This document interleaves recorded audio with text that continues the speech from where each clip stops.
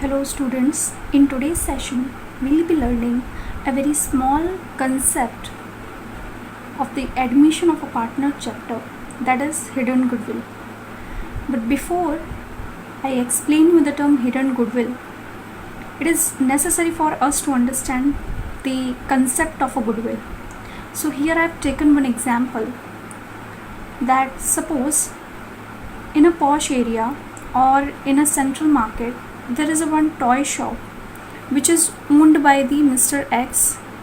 Mr. X is the owner of this toy shop, and in the same area there are few shops which are in the same area of a business, or you can say same line of a business, right? They are also selling the toys in a same locality. But what Mr. X is doing to grow his business? Mr. X is giving a best quality of toys to their customer. Apart from that, he is also giving a credit facility to their customer. In order to expand the business, he is also giving credit facility to his customers. Now, these two things, quality and a credit facility, help the Mr. X to expand their business to earn the higher profit compared to these firms, right? That means, what is a goodwill? Goodwill is something which places the firms in a very advantageous position. It helps the firm to earn more profit, higher profit, superior profit compared to the normal profit earned by the firm in the same industry. Means, slowly and gradually Mr. X is able to attract the more number of customers by giving the same services to their customers, that is quality and credit facility. So goodwill is something which places the Mr. X in a very competitive position compared to these firms who are doing the same business in the same locality, right? So when you are having a superior profit, when your business is earning a superior profit compared to the normal profit earned by the same firm who are doing a business in the same area of business, that means your firm is having a goodwill, right? So in accounts, goodwill is generally called as an intangible asset. Intangible asset means which we cannot see and which we cannot even touch, right?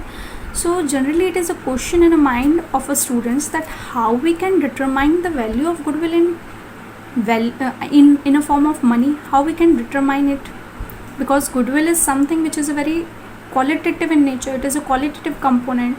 But see students, in accounts we can also determine the value of goodwill in a monetary form, right? How? For example, now this shop which Mr. X was running, now Mr. X wants to sell his shop, right? Now Mr. X wants to sell his shop to any business party, and when Mr. X has decided to sell his shop, so he has determined the net worth of his business is rupees 10 lakh. Net worth, that means before you sell your business you have to find out that what is the actual total asset in your business and what is the outside liability you have taken. That means you have to deduct your outside liability from your total asset. Then you can find out that what is the real value, what is the actual value of your total asset of your business. So the net worth of the Mr. X business is rupees 10 lakh. But Mr. X is selling their business at a price of rupees 12 lakh to a business party, right? Mr. X क्या कर रहे हैं? Mr. X has determined the net worth of their business, which is nothing but a 10 lakh. As per their accounting book, when he has calculated the value of their assets and liabilities, so he has ultimately determined that the value of their business is actually a 10 lakh rupees. But Mr. X is demanding rupees 12 lakh from Mr. A. So now Mr. X having a question in his mind that why Mr. X is demanding rupees 12 lakh, because their book is showing the value is rupees 10 lakh. right? Their accounts book is showing the net worth is rupees 10 lakh, then why Mr. X is demanding 2 lakh more from me? So the reason is Mr. X, which has put so many efforts to build up the goodwill, right, in the market. For that purpose, he is demanding 2 lakh rupees more, because the customers who are already attracted to the shop of Mr. X because of giving a better quality, a better services, now the benefit of those customers is ultimately receiving by that business party. So for that purpose, Mr. X is demanding 2 lakh rupees more, right? So this is how you can determine the value of your goodwill in accounts, right? But here we need to focus the concept of a hidden goodwill, and we are going to learn the hidden goodwill concept with reference to admission of a partner, right? So what is a hidden goodwill now? It is a value of goodwill which is not mentioned at the time of admission of a partner. Means, as you know that whenever we admit any new partner in a business, so a new partner has to bring a capital, right? That is for sure, he has to bring a capital, but apart from that, he has also need to bring a share of goodwill in a business, right?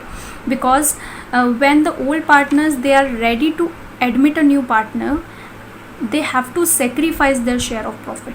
क्या करना पड़ता है उनको? अपना profit share sacrifice करना पड़ता है, because जो पहले वो प्रॉफिट अर्न कर रहे थे, now they are not going to receive that much profit because of new partner has got admitted in a business. So for that purpose a new partner has to bring some additional amount apart from a capital, right, which is called as a premium for goodwill. जो नया partner goodwill का share लाता है business में, it is actually referred as a premium for goodwill. But sometime in a question you have not given the value of goodwill in a business, right? So how you can find out the value of goodwill? जब आपको goodwill दी नहीं है, question में goodwill की value नहीं दी है, how you can determine it? So we have to find out the amount of goodwill which is brought by a new partner. कैसे find out करेंगे? How we can determine? So with the help of this two thing, one is capital and second one is profit sharing ratio, right? Here I have taken one example to make you all understand the concept of hidden goodwill. See this example. Suppose there are two partners A and B. A is having capital of 1,60,000, B is having 1,20,000. C is admitted as a new partner for 1/4 share in a profit. He is receiving 1/4 share, and C is bringing 1,60,000 as a capital, right? So in the question you can see that you have not given any information, any hint about the goodwill, right? But they told you to find out the value of goodwill. आप कैसे निकालोगे? How you can determine it? So there are certain steps to calculate the hidden goodwill. Step number 1. The very step number 1 is calculation of total capital of new firm. Means in the first step you have to determine the total capital of new firm.